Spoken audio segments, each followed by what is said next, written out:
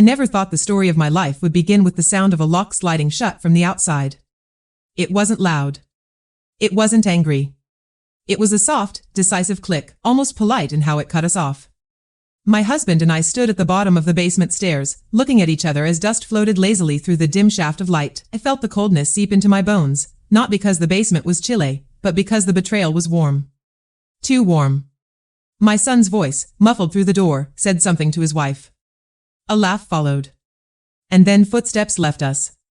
The betrayal echoed louder than any slammed door ever could. A small wooden chair sat in the corner, one of those old ones with peeling green paint. It reminded me of all the moments I had ignored, the times my daughter-in-law's silence had felt too heavy, my son's distance too practiced. I had dismissed them as young people changing. Maybe I had been the one too afraid to see what was already happening. My breath quickened, rising and falling in sharp bursts that made the air feel too thick. I pressed my hand against the cold wall to steady myself. My husband stepped closer, his hand gently landing on my shoulder. Quiet, he whispered, so softly it barely reached me.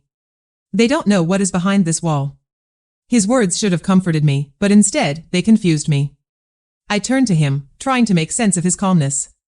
For years, he had been the steady one, the quiet reminder of patience when storms brewed. But this was different. There was something in his eyes, a familiarity with this fear. I swallowed hard. What wall? I asked. But he didn't answer immediately. Instead, he walked slowly, touching the bricks like he was greeting old memories. Something inside me stirred, the way forgotten things do when they are suddenly called back into the light. The basement's stillness nudged me into a memory I had long avoided. The first time I saw my son pull out a chair from the dining table, not to sit on it, but to place it away, far away from us.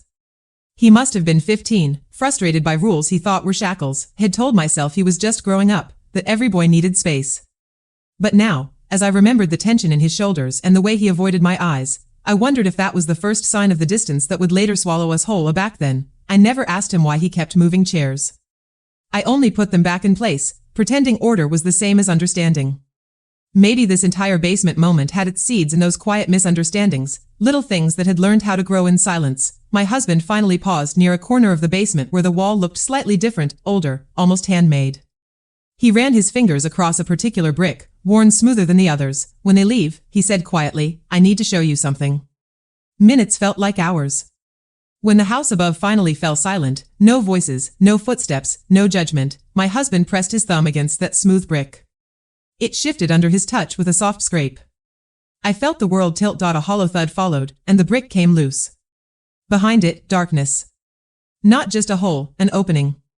My husband turned to me, his voice carrying the weight of almost 4 decades. I should have shown you this long ago. He widened the opening and reached for a small lantern wrapped in plastic. When he lit it, the warm glow spilled into a narrow passage behind the wall. Dust motes danced like tiny memories waking up. Inside the hidden room lay a metal box, a faded folder, and an old brown suitcase. Everything smelled like time, like someone had sealed away a piece of their soul and hoped it would never be needed again. This, he said, touching the folder, is the reason I built that wall before you and I were even married. His hands trembled. It was the first time I'd seen them tremble in years. As he opened the folder, I realized I wasn't just standing in a basement. I was standing at the crossroads of the man I knew and the man he never told me he was. Inside the folder were letters, yellowed, fragile, handwritten. Some addressed to him, others never sent. As he handed them to me, he spoke slowly, as though each word carried dust from the past. Before you, before our home and our son. I was involved in something that could have followed me for a lifetime. I cut ties, I walked away, but I didn't know if the past would ever try to walk back to me. He had built the hidden room as a contingency, a place for documents, emergency money, and a truth he hoped would never matter. For 39 years, he had carried that weight alone, so I wouldn't have to. As I read his old letters, I felt something unfamiliar, a sadness not because he hid it, but because he had done it entirely out of love.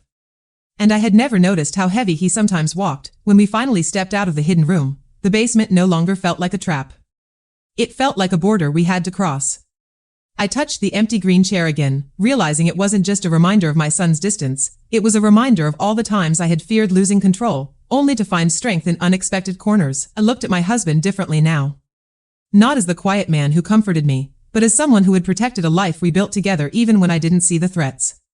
And now, locked in our own home by our own child, it felt strangely poetic that the past he hid became the key to our present courage. We'll get out, I said softly.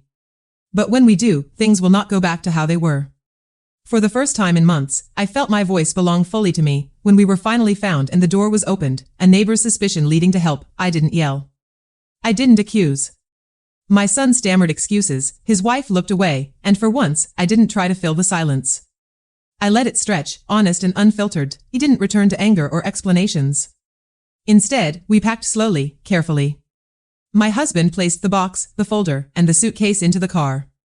I allowed myself one last look at the house, the empty chairs, the reminders of what we tried to hold together. As we drove away, the morning sun filtered through the windshield. I realized that independence doesn't always come with fireworks.